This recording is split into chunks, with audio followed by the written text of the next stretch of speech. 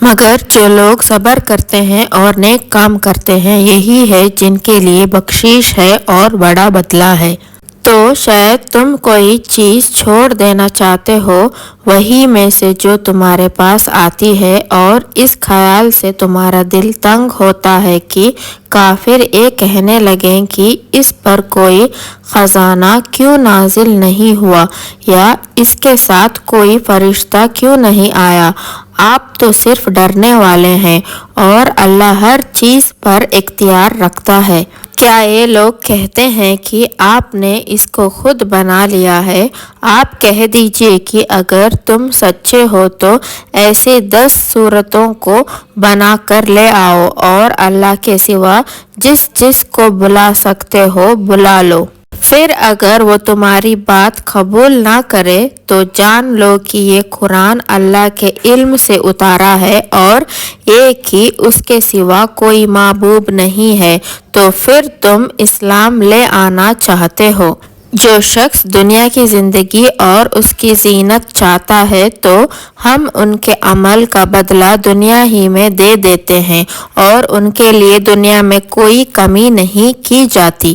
یہی ہے جن کے لیے آخرت میں دوزخ کے سوا کچھ نہیں ہے اور آخرت میں ان کے عمل برباد ہوں گے اور وہ جو کچھ کر رہے ہیں بے اثر ہے۔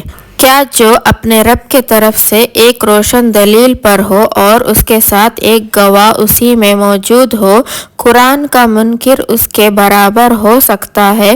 اور اس سے پہلے موسیٰ کی کتاب ہے جو پیشوا اور رحمت ہے۔ ایسے لوگ قرآن پر ایمان لاتے ہیں اور جو کسی دوسرے فرقے میں سے اس قرآن کا انکار کرے گا تو اس کا ٹھکانہ دوزخ ہے۔ تو تم قرآن سے شک میں مت پڑو جو تمہارے رب کے طرف سے حق ہے، لیکن بہت سے لوگ ایمان نہیں لاتے۔ اور اس سے بڑھ کر اور کون ظالم ہوگا جو اللہ پر جھوٹ گاڑتے؟ یہ لوگ اپنے رب کے سامنے حاضر کیے جائیں گے اور گواہ یوں کہیں گے کہ یہی تو ہے جو اللہ پر جھوٹ جھاڑتے تھے۔ سن لو کہ ظالموں پر اللہ کی لعنت ہے۔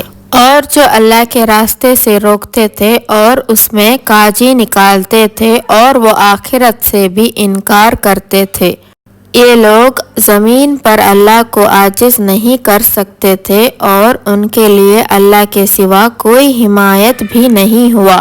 ان کو دگنا عذاب ہوگا۔ یہ لوگ نہ سن سکتے تھے اور نہ دیکھتے تھے۔ یہ وہ لوگ ہیں جنہوں نے اپنے آپ کو کسرے میں ڈالا ہے اور جو معبود تراش رکھے تھے وہ سب غائب ہو گئے۔ لازمی بات ہے آخرت میں سب سے زیادہ کسرے میں یہی لوگ ہوں گے۔